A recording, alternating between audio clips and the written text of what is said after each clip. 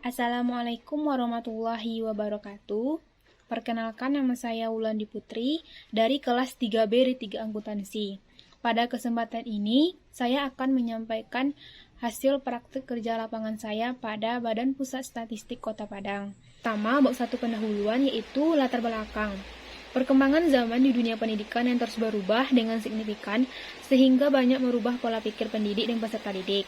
Hal tersebut sangat berpengaruh dalam kemajuan pendidikan. Kemajuan pendidikan akan membangun bangsa yang maju dan lebih baik dengan generasi-generasi penerus yang berkualitas. Pendidikan merupakan sesuatu yang sangat diwajibkan bagi setiap pemerintah di negara manapun. Dengan pendidikan, suatu usaha sadar dan terencana yang kita lakukan untuk memperoleh ilmu, menambah wawasan, dan mengembangkan keterampilan dalam meraih cita-cita dan masa depan yang kita inginkan.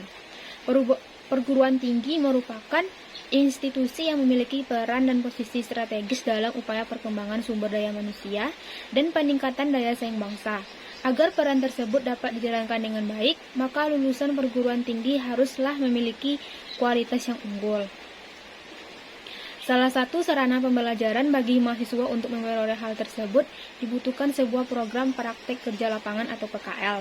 Dengan adanya PKL, mahasiswa akan mengetahui keterampilan dan pengetahuan yang perlu dikembangkan dan perlu dipertahankan. Jadi, kegiatan PKL ini dapat memberikan kontribusi yang berarti bagi perkembangan mahasiswa untuk mempersiapkan diri sebaik-baiknya sebelum memasuki dunia kerja. Penulis melaksanakan kegiatan PKL pada Badan Pusat Statistik Kota Padang memilih karena berkaitan dengan jurusan akuntansi Politeknik Negeri Padang dan mata kuliah yang pernah dipelajari oleh penulis lebih menambah pemahaman tentang statistik tersebut serta bisa menjadikan wadah untuk mengaplikasikan ilmu yang didapat selama perkuliahan di jurusan akuntansi Politeknik Negeri Padang. Selanjutnya, tujuan. Yang pertama, meningkatkan ilmu pengetahuan serta kemampuan dan keterampilan yang dimiliki mahasiswa untuk diaplikasikan dalam dunia kerja melalui keterlibatan secara langsung ke lapangan. Yang kedua, agar terbiasa melakukan pekerjaan sehingga setelah mengetahui kondisi nyata dari sebuah perusahaan atau instansi. Yang ketiga, menjadikan mahasiswa mudah dalam berkomunikasi di dunia bisnis, mengembangkan keterampilan ada, serta kerjasama tim dalam suatu pekerjaan, menghasilkan lulusan dengan keahlian profesional yang bagus untuk menghadapi masa depan. Manfaat praktik kerja lapangan yang pertama bagi mahasiswa yaitu sarana menggali informasi tentang dunia kerja. Yang kedua, dapat digunakan untuk mengembangkan, menguasai, dan mengaplikasikan kemampuan, wawasan, dan disiplin ilmu baik secara teori maupun praktek sesuai dengan bidang akuntansi. Yang ketiga, mengetahui dunia kerja yang sesungguhnya serta dapat bersosialisasi dan berinteraksi dengan karyawan yang telah berpengalaman. Yang kedua, bagi Politeknik Negeri Padang yaitu sebagai sarana pembinaan hubungan baik terhadap perusahaan atau instansi pemerintah.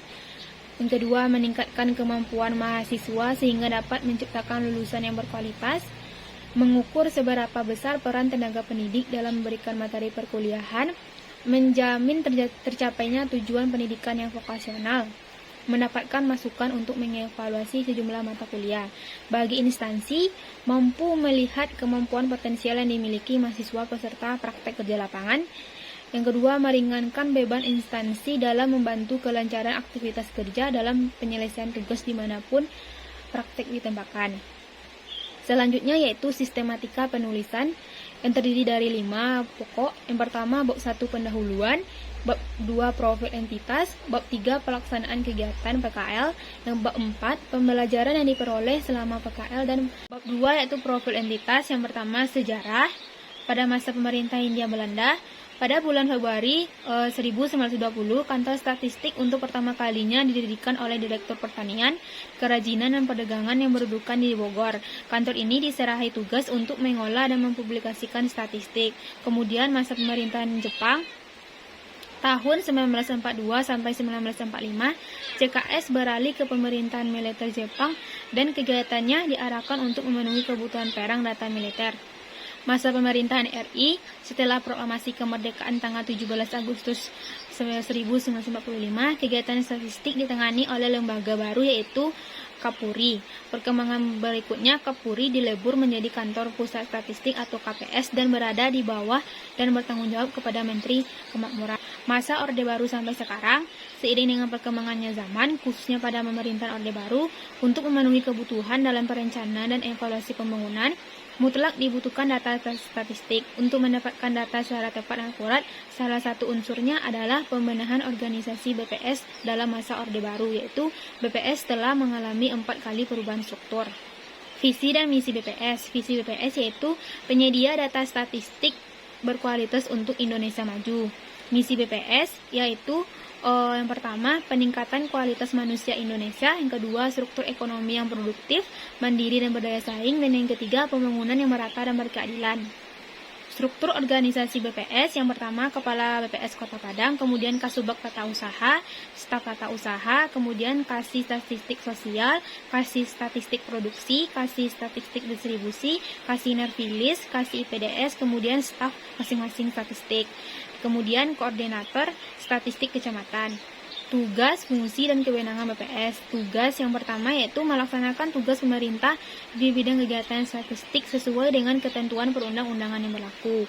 Yang kedua, fungsi.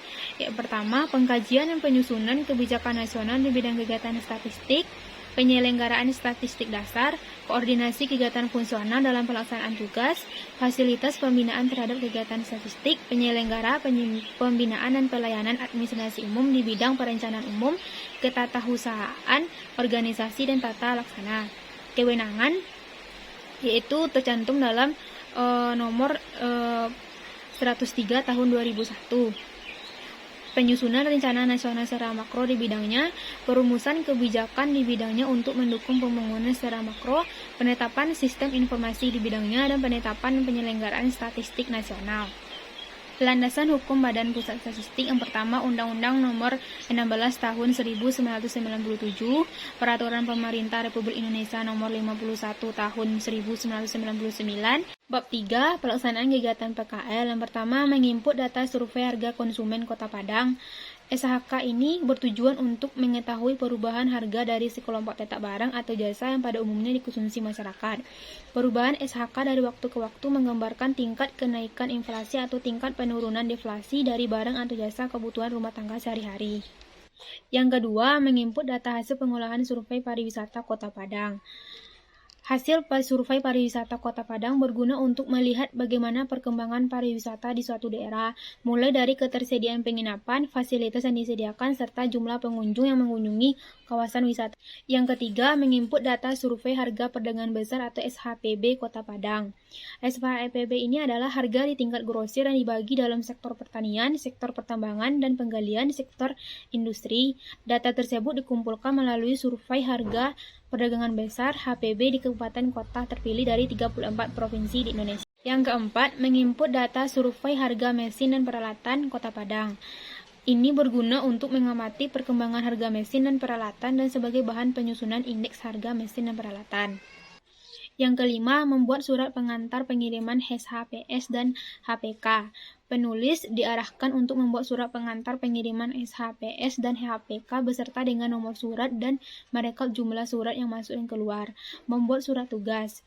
Fungsi surat tugas adalah sebagai dokumen formal bagi pengemban tugas terhadap tugas yang dia jalankan. Surat ini juga dapat membantu mempermudah pencacah dalam berhubungan dengan instansi atau lembaga yang berhubungan dengan tugasnya tersebut. Yang ketujuh yaitu membuat laporan keuangan SHK. Laporan keuangan SHK ini berguna untuk melihat perkembangan sekolah dari TK, SD, SMP, SMA sampai dengan perguruan tinggi yang ada di suatu daerah yang berkaitan dengan keuangan yang ada di sekolah tersebut. 4. Pembelajaran yang diperoleh selama PKL. Yang pertama, penyebaran hal positif yang diterima selama perkuliahan.